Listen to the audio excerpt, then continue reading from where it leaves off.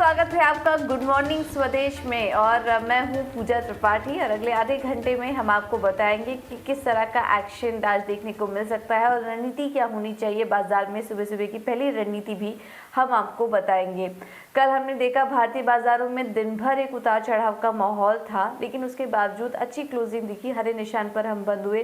Nifty करीब 150 अंक ऊपर था। सेंसेक्स में 380 अंकों की मजबूती देखने को मिली और बैंक निफ्टी भी हरे निशान में ही कल बैंक निफ्टी ने भी क्लोजिंग दी है। एक्सपायरी हफ्ता है ये, कल एक्सपायरी भी होने वाली है। उसके पहले क्या रणनीति अपनाकर चले भारतीय बाजारों में, इस पर भी हमारा फोकस रहेगा। लेकिन सबसे पहले नजर डाल लेते हैं इस वक्त एक्सजेएक्स निफ्टी से किस तरह के संकेत मिल रहे हैं। एक्सजेएक्स निफ्टी कमजोर है, करीब 45 अंक नीचे इस वक्त कारोबार कर रहा है। 1.25% की कमजोरी एक्सजेएक्स निफ्टी में देखने को मिल रही है। और तमाम संकेत किस तरीके के हैं, एशियाई बाजारों से और कैसे संकेत मिल रहे हैं और ग्लोबल मार्केट में किस तरह की हलचल है, ये समझ लेते हैं। और प्रियंका मेरे साथ जुड़ चुकी है बताने के लिए। प्रियंका गुड मॉर्निंग, बताइए आज के लिए संकेत कैसे हैं? जी मॉर्निंग पूजा। देखिए अर्निंग्स का ट्रिगर बड़ा यूएस मार्केट्स में भी है। कल वहाँ पर इंट्राडे हाई में आप डाउ की बात करें या एसएनपी की बात करें, दोनों ने इंट्राडे हाई बनाने के बाद हालांकि थोड़ा सपाट कारोबार बंद हुआ, फ्लैट टू पॉजिटिव बंद हुए तीनों इंडाइसेस, बट सेंटिमेंट बहुत पॉजिटिव है बिकॉज ऑफ अर्निंग्स। कल फेसबुक के रिजल्ट्स आए। फेसबुक के रिजल्ट्स थोड़े से उम्मीद से, स्ट्रीट के एक्सपेक्टेशन से कमज़ोर रहे, जिसके बाद हमने तेज़ गिरावट देखी। लेकिन एप्पल के और माइक्रोसॉफ्ट के कल क्लोजिंग बेल के बाद, यानी मार्केट्स यूएस मार्केट्स बंद होने के बाद रिजल्ट्स आए और आज बाजार उस पर, यूएस मार्केट्स वहाँ रिएक्ट करेगा, लेकिन रिजल्ट्स अच्छे आए हैं। इन टोटालिटी अगर आप इंडाइसेस की बात करें, तीनों इंडाइसेस हरे निशान में बंद हुए हैं, लेकिन सपाट कारोबार मतलब एक रेंज में दिखा आपको तीनों इंडाइसेस का कारोबार। हालांकि अगर आप यहाँ पर आप इंट्राडे में डाउ की बात करें, एसएनपी की बात करें, उन्होंने वहाँ एक रिकॉर्ड हाई ज़रूर बनाया। तो रिकॉर्ड स्तर पर है यूएस मार्केट्स। कल एक भले दायरे में कारोबार रहा, लेकिन अप ट्रेंड में यूएस मार्केट्स लगातार दिखा रहे हैं और driven by the strong earnings. बाकी अगर दूसरे एसेट क्लास की आप बात करें, देखिए एशियन मार्केट से भी आपने भी बताया निक्काई पे दबाव दिख रहा है, एसजीएक्स निफ्टी हमें कमज़ोर दिख रहा है। और अगर दूसरे बड़े ट्रिगर्स की बात करें तो ब्रेंट क्रूड अब भी सप्लाई वहाँ पर लिमिटेड है। सप्लाई क्रंच के चलते जो ब्रेंट क्रूड का दाम है अभी भी वो $86 के पास ही बढ़ रहा है। हालांकि कल थोड़ी सी आपको प्रॉफिट बुकिंग ज़रूर देखने को मिली है ब्रेंट क्रूड में, लेकिन अभी भी $46 के पार ही चल रहा है। यूएस डॉलर इंडेक्स अभी फिलहाल थोड़ी मामूली गिरावट ज़रूर देखने को मिली है, लेकिन अब भी $94 के नीचे, यानी 93 जो एक कंफर्टेबल लेवल होता है उसके ऊपर ही कारोबार कर रहा है यूएस डॉलर इंडेक्स। तो इन टोटालिटी आज देखना होगा कि किस तरह से हमारे यहाँ अर्निंग्स का ट्रिगर बनकर निकल कर आता है, क्योंकि जिस तरह से बैंकिंग और दूसरे सेक्टर्स इस वक्त अर्निंग्स से बहुत बड़ी ट्रिगर ले रहे हैं, बहुत बड़ा क्यू ले रहे हैं। देखना होगा कैसा कारोबार निकल कर आता है। लेकिन यूएस मार्केट्स अगर आप बात करें तो सेंटिमेंट और पॉजिटिव सेंटिमेंट और साथ ही ट्रेंड अप ट्रेंड दिख रहा है।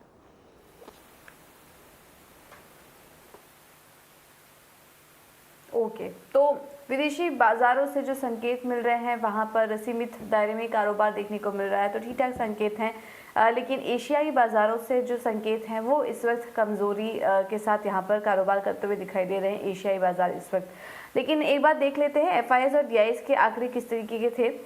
एफआईएस अब लगातार ये 6वां दिन था जब बिकवाली करके गए हैं और अभी तक करीब 12,000 करोड़ से ज़्यादा की बिकवाली एफआईएस की तरफ से देखने को मिली है कैश में। कैश मार्केट में कल भी करीब 2,360 करोड़ से ज़्यादा की बिकवाली कल विदेशी निवेशक करके गए। डीआईएस ने हालांकि कैश मार्केट में खरीदारी की है 1385 करोड़ की और इंडेक्स फ्यूचर में भी बिकवाली का ही आंकड़ा था एफआईएस का, लेकिन जो आंकड़ा था ये नेट 340 करोड़ का आंकड़ा देखने को मिला है।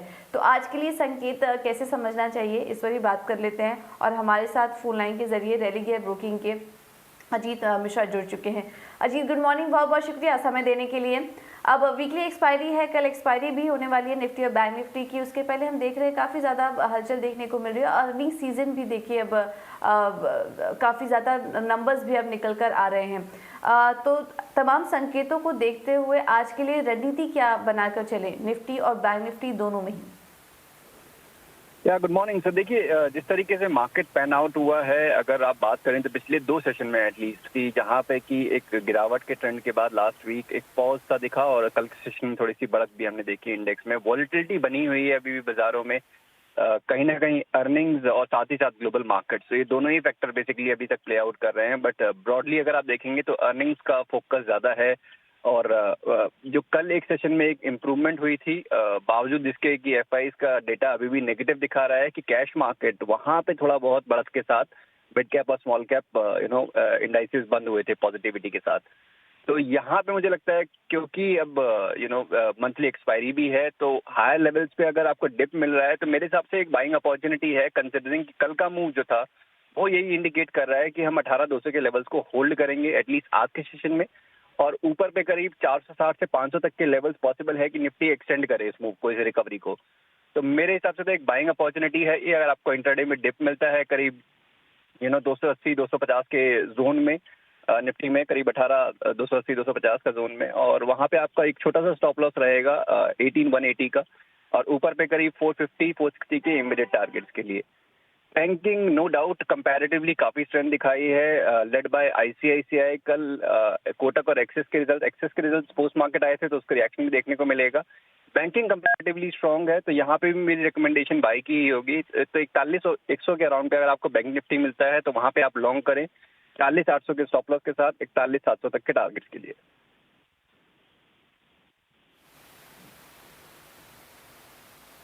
ओके, ठीक है। तो ये निफ्टी और बैंक निफ्टी में स्ट्रैटेजी आपको सुझा दी गई है। इसके अलावा जीत आज शेयरों में कहाँ ट्रेड करें, स्टॉक स्पेसिफिक रणनीति क्या होगी आज के लिए? देखिए, मुझे लग रहा है कि ऑटो में अब थोड़ा सा रीबाउंड की पॉसिबिलिटी बन रही है आफ्टर दिस रीसेंट करेक्शन। तो वहाँ पे काफी सारे नाम है जहाँ पे कि मुझे काफी स्ट्रेंथ दिख रही है, बट अशोक लेलैंड मुझे लगता है कि यहाँ पे कंपैरेटिवली सेफ कैंडिडेट है, जहाँ पे आप लॉन्ग पोजीशन इनिशिएट कर सकते हैं। करीब 143 के अराउंड पे ये क्लोज हुआ है, तो 137 के स्टॉक के साथ 152 तक के टारगेट्स के लिए। दूसरा, क्योंकि बैंकिंग हम काफी ज्यादा फोकस कर रहे हैं, वहाँ पे आईडीएफसी फर्स्ट बैंक में कल एक almost month long consolidation range से ब्रेकआउट आया है। काफी स्ट्रेंथ दिख रही है उस पैटर्न में, तो जिसके हिसाब से करीब 60 तक के टारगेट शॉर्ट टर्म में देखने को मिल जाएंगे आपको आईडीएफसी फर्स्ट बैंक में। तो 50 के स्टॉप लॉस के साथ वहाँ पे भी आप लॉन्ग पोजीशन इनिशिएट कर सकते हैं। ओके, तो अशोक लेलैंड और आईडीएफसी फर्स्ट बैंक, ये दो स्टॉक्स हैं जहां पर कि आपको नजर रखनी है। बहुत बहुत शुक्रिया अजीत ये रणनीति सुझाने के लिए। अब आगे बढ़ते हैं और कुछ खबरों और नतीजों पर भी फोकस कर लेते हैं। अब एक एक करके ढेर सारे नंबर्स भी आना शुरू हो चुके हैं, और कल बाजार बंद होने के बाद निफ्टी के भी कुछ बड़े कंपनियों के नतीजे आए हैं, एक एक करके उन पर बात कर लेते हैं। और शरद हमारे साथ जुड़ चुके हैं बताने के लिए। शरद, गुड मॉर्निंग। बताइए नतीजे कल कौन कौन से आए हैं। सबसे पहले तो निफ्टी और वायदा बाजार से बताइए कौन कौन से इंपॉर्टेंट नतीजे थे कल। गुड मॉर्निंग पूजा। तो एक्सिस बैंक के नतीजे जो अनुमान से बेहतर आए हैं। एनआई में भी एक अच्छी बीट देखने मिली है और पैट में भी एक अच्छा इजाफा देखने मिला है, लगभग 86% ईयर-ऑन-ईयर बेसिस पे। आपके एसेट क्वालिटी में भी एक अच्छी इंप्रूवमेंट देखने मिली है, और अब देखा जाए तो एडवांसेस और डिपॉजिट्स और कासा रेशियो तीनों में बढ़त देखने मिली है। और ये एक अच्छा पॉजिटिव मूवमेंट जो बजाज फाइनेंस में भी अच्छा एक मूवमेंट देखने मिला। अगर देखा जाए तो जो नेट इंटरेस्ट इनकम है वो अनुमान के अबव एस्टिमेट्स आए हैं, और पैट जो है इनलाइन आया है। उसके अलावा प्रोविजंस में भी 35% अगर क्वार्टर ऑन क्वार्टर बेसिस देखें तो उसमें गिरावट आया है। तो एक टाइप से बहुत अच्छा जो है नतीजा हम लोग बजाज फाइनेंस में ज़्यादा पॉजिटिव मूवमेंट आज देख सकते हैं स्टॉक में, और डिपॉजिट बुक में भी लगभग 33% का बढ़ोतरी देखने मिला है। कॉल में भी कहा गया था कि जो उनके जो कंज्यूमर ऐप है, जो फिनटेक ऐप है, वहाँ पे भी बहुत अच्छे डाउनलोड हो रहे हैं। लगभग 1.3 करोड़ एक्टिव क्लाइंट्स हैं। तो फिनटेक स्पेस की कमेंट्री भी ना पॉजिटिव हो सकती है स्टॉक के लिए आज दिन के ट्रेड में। सिप्ला के हालांकि जो नतीजे आए थे वो इनलाइन कह सकते हैं, ओके इस टाइप के। सेल्स ऑलमोस्ट 10% अप थे, और अगर आप एबिटा देखें तो लगभग 4% का ग्रोथ आया था। इंडिया बिजनेस, यूएस सेल्स, इन सब में जो है सिंगल डिजिट ग्रोथ देखने मिली थी। कॉल में उन्होंने कहा है कि अगर जो डोमेस्टिक ग्रोथ थी, अगर आप कोविड प्रोडक्ट्स हटा दे तो एक अच्छा ग्रोथ देखने मिला था, और लगभग 25% का था।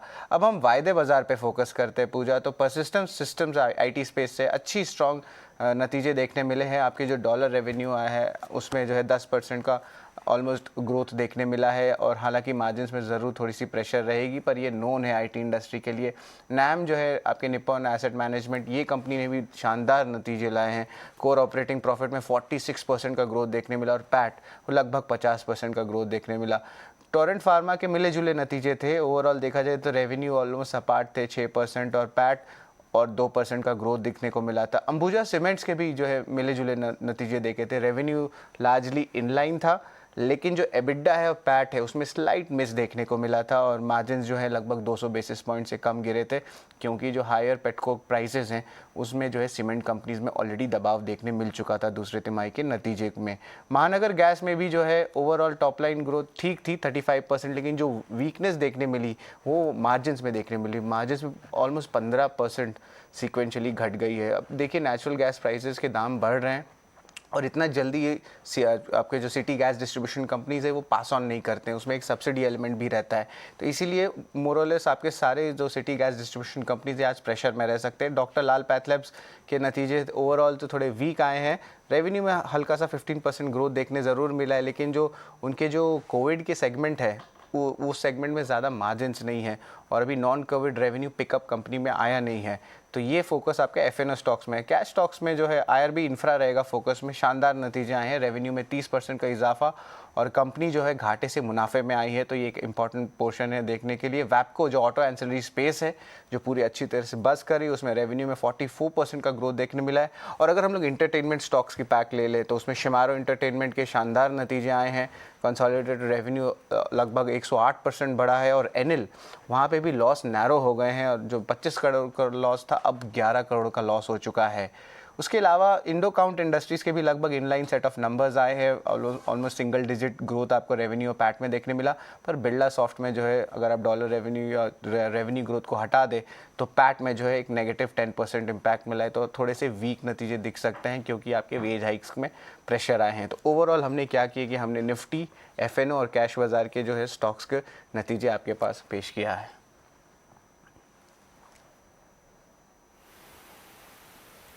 ओके तो ढेर सारे नंबर्स थे जिसको कि एक एक करके हमने आपको बताया। अब शरद आपसे ये भी समझना चाहेंगे कि खबरों वाले शेयर्स कौन से हैं आज?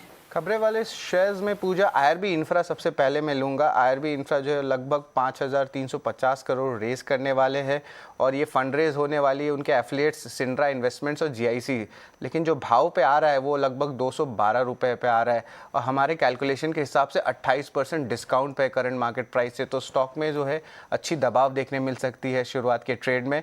और उसके अलावा डॉक्टर लाल पैथलैब्स ने भी एक अच्छा इंपॉर्टेंट एक्विजिशन किया है और सबअर्बन डायग्नोस्टिक्स में ओवरऑल कंसिडरेशन में 1150 करोड़ में 100% स्टेक लेंगे। याद रखिए मेट्रोपोलिस ने भी एक्विजिशन किया था थोड़े दिन में पहले और थायरोकेयर में भी जो है फार्मीजी ने स्टेक लिया था, तो ये वाला स्पेस डायग्नोस्टिक स्पेस एक्विजिशंस के लिए इस साल जो है जाना जाएगा। सिप्ला भी रहेगा फोकस में, वो एग्जामिन कर रहे कि वो ट्रांसफ़र करे अपने इंडिया बेस्ड यूएस बिजनेस जो है सीबीएल को।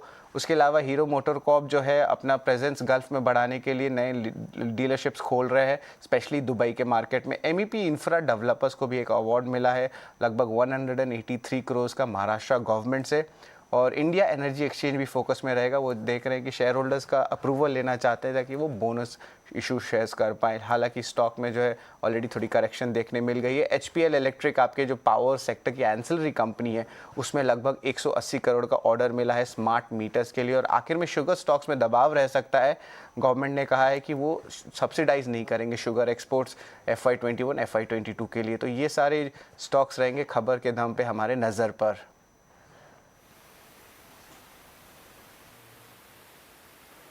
ओके बहुत बहुत शुक्रिया शरदी सारी डिटेल्स देने के लिए। आईआरबी इंफ्रा पर ज़रूर आज नजर रखें, नतीजे भी स्ट्रॉन्ग है, खबर भी काफ़ी बड़ी आई है, तो स्टॉक में आज कुछ एक्शन देखने को मिल सकता है। अब आगे बढ़ते हैं और ट्रेडिंग के लिहाज से आज मौके कहाँ मिल रहे हैं ये भी आपको बता देते हैं। सेंट्रम ब्रोकिंग ने की तरफ से जो राय आई है, पहला स्टॉक वो नाल्को में देख रहे हैं, खरीदारी करने की राय दे रहे हैं 112 के लक्ष्य के लिए, स्टॉप लॉस होगा 104 का। और दूसरा जो स्टॉक है उसमें शिपिंग कॉर्पोरेशन ऑफ इंडिया, यहाँ पर खरीदारी करने की राय दे रहे हैं 140 के टारगेट होंगे और स्टॉप लॉस होगा 130 का। तो ये हैं ट्रेडिंग के लिहाज से आपके सामने ये कॉल्स कुछ रखे गए हैं। लेकिन इसके अलावा आज ब्रोकरेज हाउस के रडार पर कौन कौन से स्टॉक्स हैं ये भी समझ लेते हैं और ख्याति मेरे साथ जुड़ चुकी है बताने के लिए। ख्याति गुड मॉर्निंग, बताइए कौन कौन से शेयर्स हैं आज आपके लिस्ट में? हेलो पूजा, मैं शुरुआत करती हूँ CLSA के IRB इंफ्रा के साथ। CLSA ने IRB इंफ्रा पे खरीदारी की राय बरकरार रखी है, लक्ष्य रखा है 351 रुपीज़ पर शेयर का। डील होने से इस कंपनी में ग्रोथ अनलॉक हो सकती है और रिकवरी पे फोकस हो सकता है। इसके बाद CLSA ने सिप्ला पर खरीदारी की राय बरकरार रखी है, लक्ष्य रखा है 1150 रुपीज़ पर शेयर का। FY23 के लिए US पाइपलाइन और ब्रांड मार्केट में एक्सपोजर उसके ग्रोथ ड्राइवर्स रह सकते हैं, जो अगर उन्हें अनुमान किया है कि नेक्स्ट ईयर FY20 तक इसका EPS बढ़ेगा 3% तक। फिर CLSA ने एक्सिस बैंक पर खरीदारी की राय बरकरार रखी है, लक्ष्य रखा है 1080 रुपीज़ पर शेयर का। एसेट क्वालिटी बहुत ही मजबूत है लेकिन PPOP में थोड़ी कमज़ोरी दिख रही है। सिटी ने एक्सिस बैंक पे खरीदारी की राय बरकरार रखी है, लक्ष्य रखा है 1000 रुपीज़ पर शेयर का। फिर जेपी मॉर्गन ने बजाज फाइनेंस पे न्यूट्रल की रेटिंग बरकरार रखी है, लक्ष्य रखा है 6800 रुपीज़ पर शेयर का। एसेट क्वालिटी में बहुत सुधार है, इवन क्रेडिट कॉस्ट गाइडेंस बरकरार है। ग्रोथ अगर बढ़ेगी तो आउटलुक बहुत ही इंकरेजिंग दिख रहा है। फिर सीएस ने अंबुजा सीमेंट पे रेटिंग अपग्रेड करके आउट परफॉर्म की रेटिंग दी है, लक्ष्य रखा है 450 रुपीज़ पर शेयर का। बढ़ा हुआ जो लागत है उसके बावजूद भी नतीजे बहुत ही अच्छे दिख रहे हैं।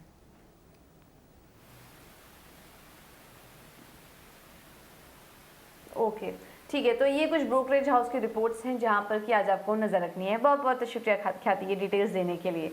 अब चलिए फोकस करते हैं कुछ और भी नतीजों पर जो कि आज आने वाले हैं। और आज 8 बड़ी निफ्टी कंपनियों के नंबर्स आने वाले हैं, जिसमें आईटीसी और टाइटन का नाम भी शामिल है अहम कंपनियों में। और विनी हमारे साथ जुड़ चुके हैं नतीजों का अनुमान लेकर। विनी, गुड मॉर्निंग। सबसे पहले तो बताइए आईटीसी की नतीजों से क्या अनुमान है? आईटीसी अपने Q2 FY22 के नंबर्स पोस्ट करने वाला है और उसमें हम लोग एक्सपेक्ट करें कि रेवेन्यू ग्रोथ अराउंड 17.3% पे आएगा। मेनली कंपनी ने काफ़ी स्विफ्ट रिकवरी देखी है अपनी सिगरेट वॉल्यूम्स में, और ओवरऑल जो डिस्क्रिशनरी बिजनेस है कंपनी का वहाँ पे भी नॉर्मलाइजेशन देखी जा रही है। तो उसकी वजह से ओवरऑल वो दो सेगमेंट्स तो गेन करेंगे, उसकी वजह से काफ़ी अच्छा रेवेन्यू ग्रोथ भी एक्सपेक्ट कर सकते हैं हम लोग। और ओवरऑल सिगरेट वॉल्यूम्स एक्सपेक्ट करें हम लोग ये टाइम 12% के अराउंड। एफएमसीजी बिजनेस में हम लोग ग्रोथ एक्सपेक्ट करें अराउंड 14%। मेनली कंपनी का जो स्ट्रॉन्ग प्रोडक्ट पोर्टफोलियो है वो कंपनी की एफएमसीजी बिजनेस को एड करेगा। उसके अलावा होटल्स बिजनेस भी है जहां पे हम लोग सेल्स एस्टिमेट कर रहे हैं कि अराउंड 2 टाइम्स से ग्रो होगी सेल्स। और क्योंकि लास्ट टाइम लो बेस भी था, ये टाइम ओपनिंग अप भी हो रही है, नॉर्मलाइजेशन हो रही है, रिस्ट्रिक्शंस कम है, तो उसकी वजह से काफ़ी बेनिफिट भी होगा। एंड मार्जिन्स हम लोग थोड़ा कॉन्ट्रैक्शन एक्सपेक्ट कर रहे हैं, 35.5% वर्सेस 36.3% लास्ट ईयर जो था। तो थोड़ा कॉन्ट्रैक्शन एक्सपेक्ट कर रहे हैं मार्जिन में, क्योंकि इनपुट कॉस्ट जो है, रॉ मटेरियल इन्फ्लेशन है, वो हायर है। तो उसकी वजह से मार्जिन्स थोड़ी डिक्लाइन हो रही है और ऑपरेटिंग मार्जिन आएगी 35.5% पे, जो हमारी एक्सपेक्टेशंस है। उसके अलावा जो फैक्टर्स हम लोग देखेंगे वो है रिकवरी कैसी है सिगरेट वॉल्यूम्स में, और मिक्स कैसा है, इबिट मार्जिन्स पे क्या इम्पैक्ट आ रहा है वो हम लोग ध्यान रखेंगे। उसके अलावा हम लोग देखेंगे कि एफएमसीजी की जो इबिट मार्जिन्स है वो कैसे आ रही है, और outlook agri business, hotel business और पेपर बिजनेस का आउटलुक और रिकवरी वहाँ पे कैसी है वो हमको देखना पड़ेगा कमेंट्री में क्या बताते हैं।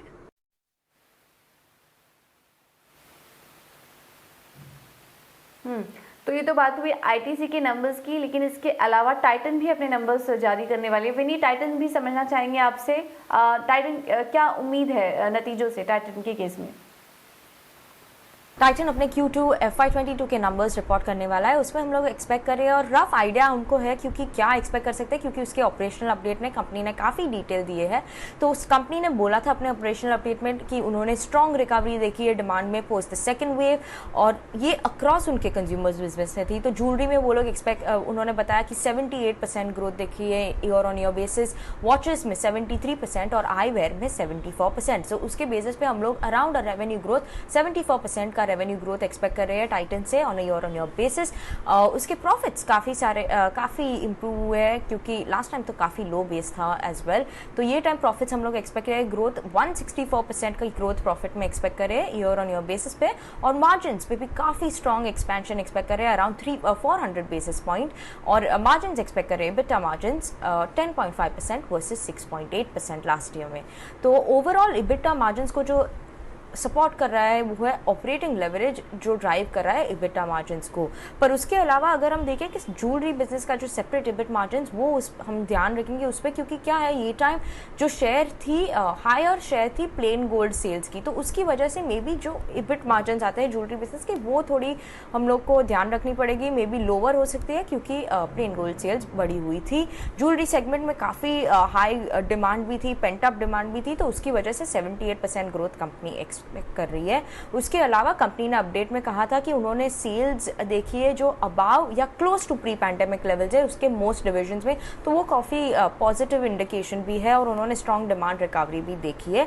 उसके अलावा जो फैक्टर्स हम लोग देखेंगे वो है फेस्टिव डिमांड कैसी है, और वेडिंग आउटलुक और डिमांड ट्रेंड्स कैसी है कंपनी के लिए, वो कमेंट्री में देखेंगे। उसके अलावा आउटलुक कैसा है business for watches as well as eyewear business, और ज्वेलरी बिजनेस का EBIT मार्जिन क्या आता है वो हम लोग वॉच आउट करेंगे Q2 अर्निंग्स में। जी विनीत, तो बहुत बहुत शुक्रिया आप ये डिटेल्स देने के लिए। तो आईटीसी और टाइटन दोनों ही कंपनियों के नतीजों पर नजर रहेगी हमारी। आईटीसी के मार्जिन पे थोड़ा दबाव देखने को मिल सकता है, और टाइटन जिस तरह से Q2 अपडेट जारी किए थे उस लिहाज से आज अनुमान कर रहे हैं कि टाइटन के नतीजे भी अच्छे देखने को मिल सकते हैं। लेकिन इसके अलावा भी करीब 8 कंपनियों के नंबर्स आएंगे। L&T, Bajaj auto, IndusInd bank, Maruti, ये भी कुछ इंपॉर्टेंट नतीजे हैं जहां पर कि आज हमारी नज़र बनी रहेगी। लेकिन चलिए अब आगे बढ़ते हैं। कमोडिटी मार्केट में आज किस तरह का रुझान है ये भी समझ लेते हैं। और चॉइस ब्रोकिंग के सचिन गुप्ता, इन्होंने हमें अपनी कुछ स्ट्रैटेजी भेजी थी, इस पर एक एक करके बात कर लेते हैं। पहले तो जो इनका स्ट्रैटेजी आई है वो है कच्चे तेल पर, क्रूड ऑयल पर खरीदारी करने की राय दे रहे हैं। 6350 के लेवल्स पर ये खरीदारी करने की राय दे रहे हैं कच्चे तेल में। स्टॉप लॉस होगा 6300 का, और टारगेट लगा के चलें 6450 का। कच्चे तेल में हम देख रहे हैं जिस तरह से उछाल देखने को मिल रहा है, तो ये रणनीति आज आपको अपना के चलने की राय होगी 6450 के लक्ष्य के लिए। और अगला जो स्ट्रैटेजी आ रही है वो है सोने में, गोल्ड में भी हम देख रहे हैं कि अच्छा मोमेंटम यहाँ पर भी देखने को मिल रहा है त्योहारी सीजन के शुरुआत होने से पहले ही। तो गोल्ड में 47,800 के स्तर पर खरीदारी करने की राय दे रहे हैं। स्टॉप लॉस होगा 47,600 का, और टारगेट जो देख रहे हैं वो 48,200 के लेवल्स देख रहे हैं सोने में। तो कच्चे तेल और गोल्ड दोनों में ही खरीदारी करने की राय आज के लिए आपको दी जा रही है। ये स्ट्रैटेजी है चॉइस बुकिंग के सचिन गुप्ता की तरफ से, तो नजर रखिएगा, स्टॉप लॉस जरूर लगाइए यहाँ पर। चलिए फिलहाल गुड मॉर्निंग स्वदेश में मुझे